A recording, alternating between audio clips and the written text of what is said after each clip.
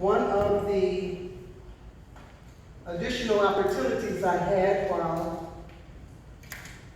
being in Louisville and being voted into this prestigious organization of women from all over the world was to launch and have presented my book, my first book.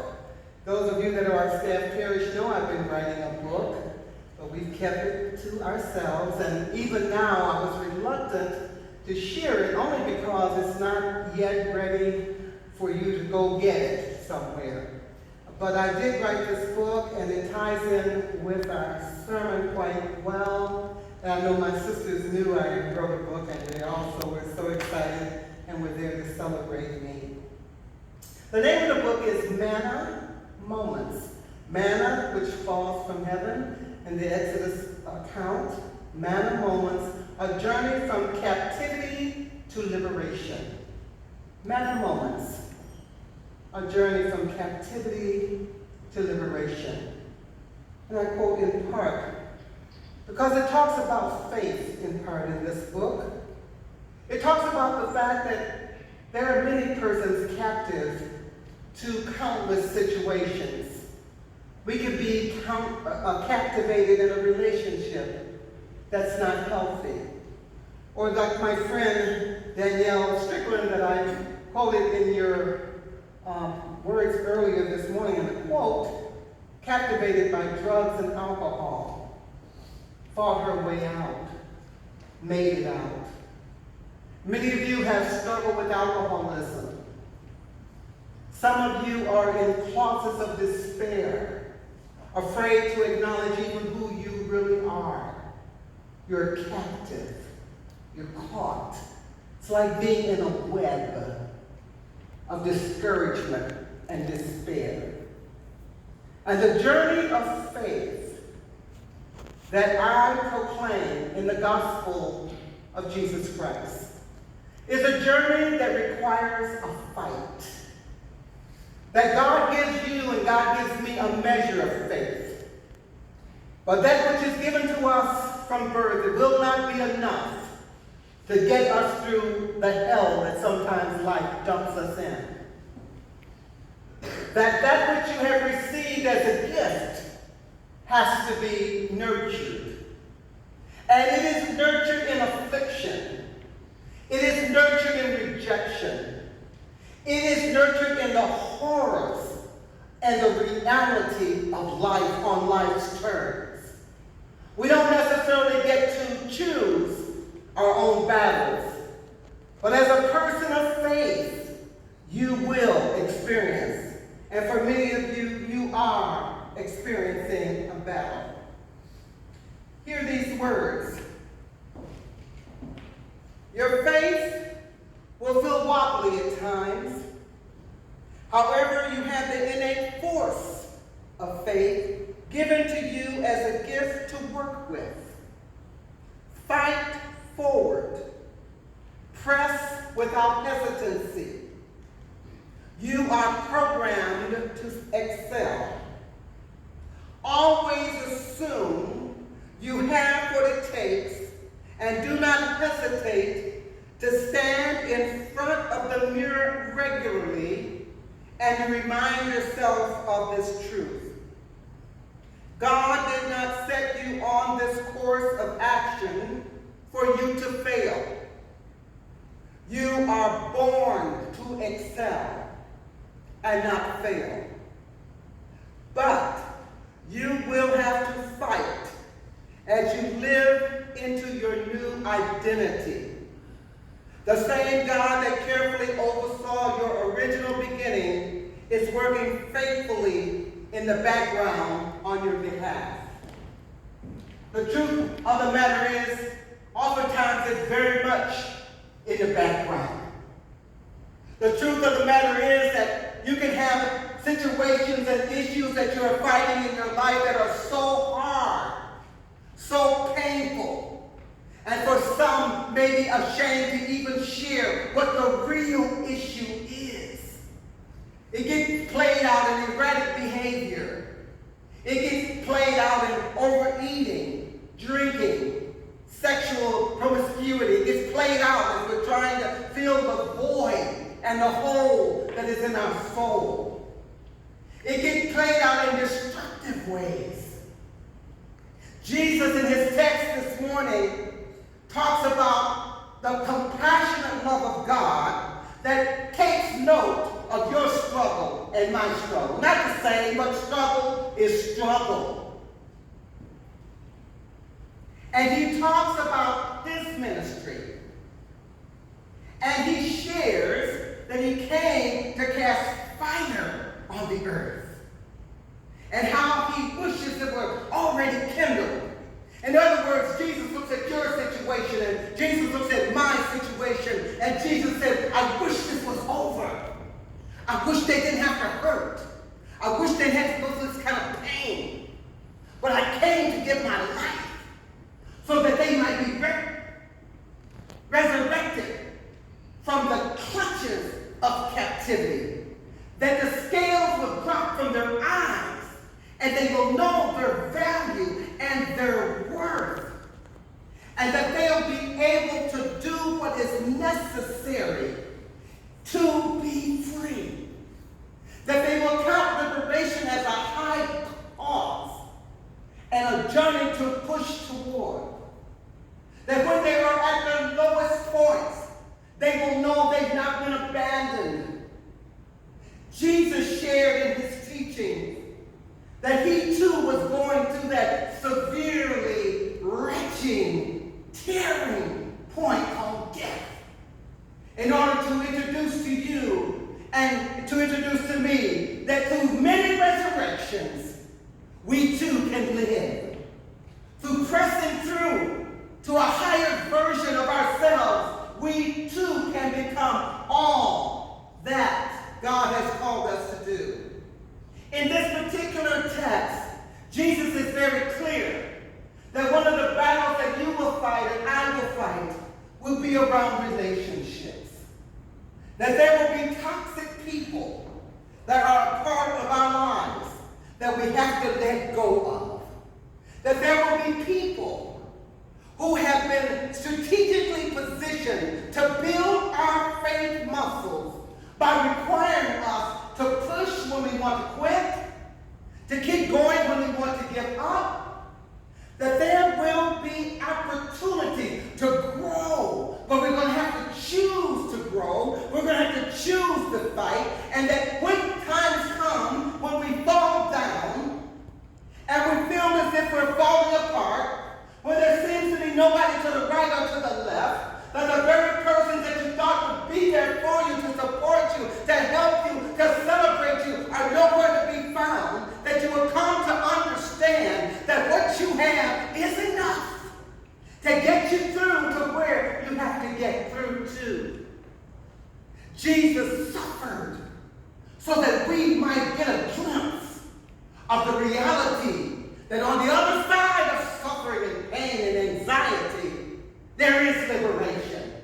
On the other side of pushing and pressing and trying and crying and being misunderstood, there is hope.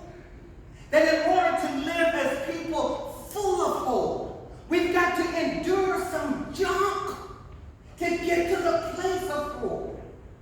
That hope has a high price tag. To keep smiling when you want to cry has a high price tag. To continue forgiving persons who have emotionally, psychologically, and spiritually wounded you has a high price tag, but it's payable by the grace of God. That you don't get through all this without help. And God is so gracious. In severing certain relationships, God will also bring in certain relationships. During a particularly difficult time in my own faith journey, a friend emerged. I would call her Jesus with skin on. That is the high price that you and I will have to pay. Through our pain, we rise up. We take note of another person in pain, and we come alongside, and we be the difference maker. Rosie Sanchez was one of those people. that I have gone through, time wouldn't even allow it. Psychological warfare, emotional warfare, spiritual warfare, wanting to give up. And through prayer, through trusting God, through failing more times than winning, but yet getting up again, God sent alongside a Jesus of sorts in the person of a woman. And when I was at my lowest moments, I could knock on her door day and night. She would let me in. She would offer me her chair. She had this great recliner. And she would make me tea. And she put a single rose in a vase. I didn't need food because I knew food could not fill the hole in my soul. I needed something that food would never fill. That was part of the problem with the children of Israel when things got really tough. In the wilderness, they said, oh, for the food we used to have. That's what gave us satisfaction. That's what gave us joy, the least. And that's why this is so hard. We don't have the food we used to have. Food will never fill what you need and what I need to walk by faith. But God will give us daily what we need, sometimes in a person. For me, Rosie was that person. Rosie is now with Jesus, but she fulfilled her assignment in my life by being a non-judgmental person, a person that did not say you should be stronger than this, you should have more faith than this, but a person who would open her door, say, come on in, I'll heat the teapot. She'd make the tea. She'd bring the flour. I would recline in a chair and she would lower the lights. And she'd say, rest. Just rest.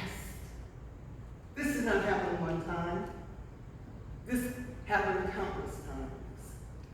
I discovered in her a person I could be totally transparent with, a non-judgmental presence, who called me into accountability to separate myself from toxic people who were poisoning my soul and telling me I could never make it and that I would fail.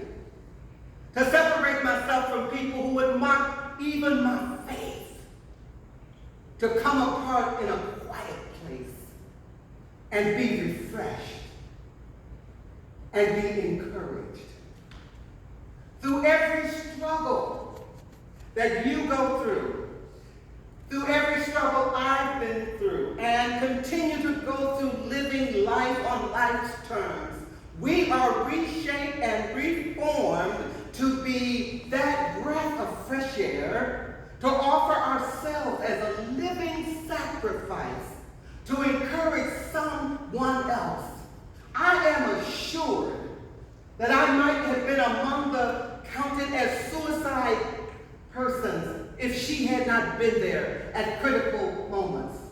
You see, I'm not the kind of person that can open up to everybody, but I open up to her. There was something in the way she approached me, something in the way she valued me in my broken state, not in my successful state, that made me feel safe with her. She also taught me there is a high price to liberation, and you have to fight every single day of your life. But you have to recognize that in the fight, there is a sure victorious ending. Like Danielle, whom I quoted earlier.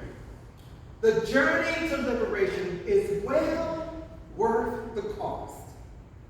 Because we can either die in our despair, in our doubt, in our fear, in our guilt for past errors, or we can rise up and push the dirt off of ourselves and next day put one foot in front of the other foot and go on.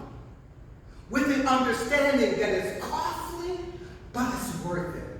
And it's not just worth it for you, and this is so key. It's worth it for others.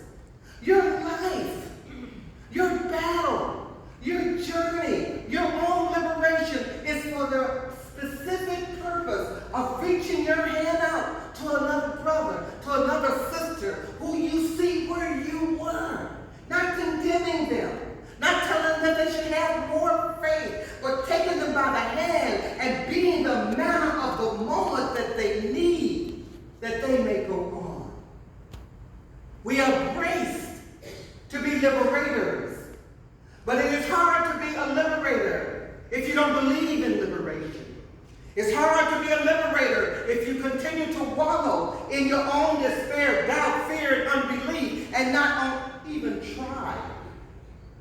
It's hard to be set free if you've never been set free.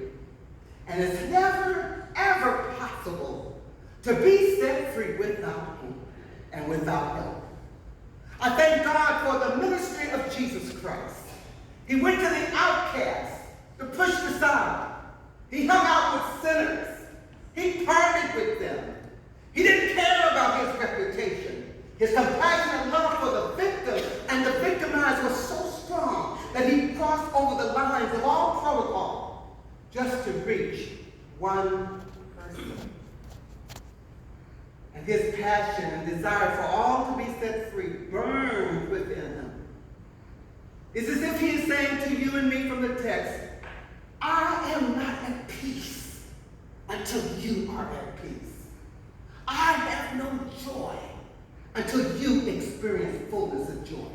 I fought through it all to let you know that with me and with those sisters and brothers who will come alongside and hold your hand, you too can experience the passionate freedom, the fresh air in your face of being liberated.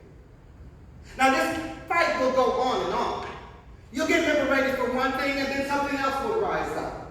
I'm glad God doesn't call for liberation in every area all at once. We couldn't bear the weight of it. It's just too much.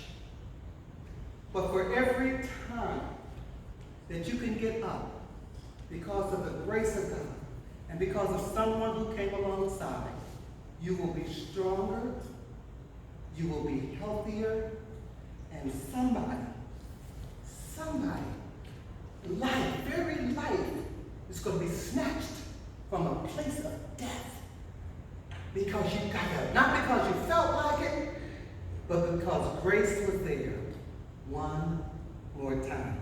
A manner, a moment, a friend, a prayer, a text, a reason for living will get you up one more time. So I encourage you, for wherever you are on this journey called life, though you've suffered more disappointments than you can count, perhaps there's someone here that's on the verge of wondering whether they should even go on another second, for whom suicide seems like a viable option.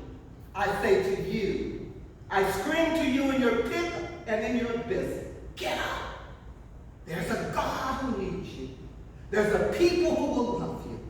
You may have to sever yourself from some, but there are others who have the assignment to preach life to you, to preach hope to you.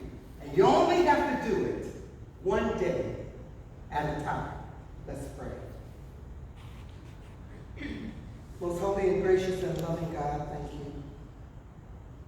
Thank you for reminding us that in order to walk by faith, we have to fight.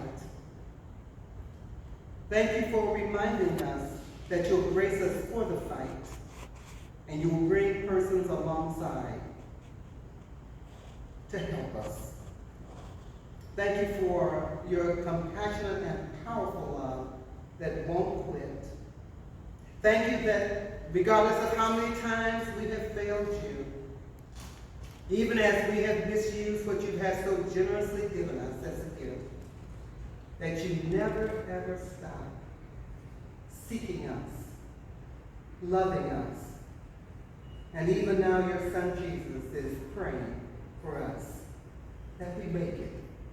Lord, continue to grace us to make it and to hold someone else's hand and help them to make it. In the name of Christ. Amen.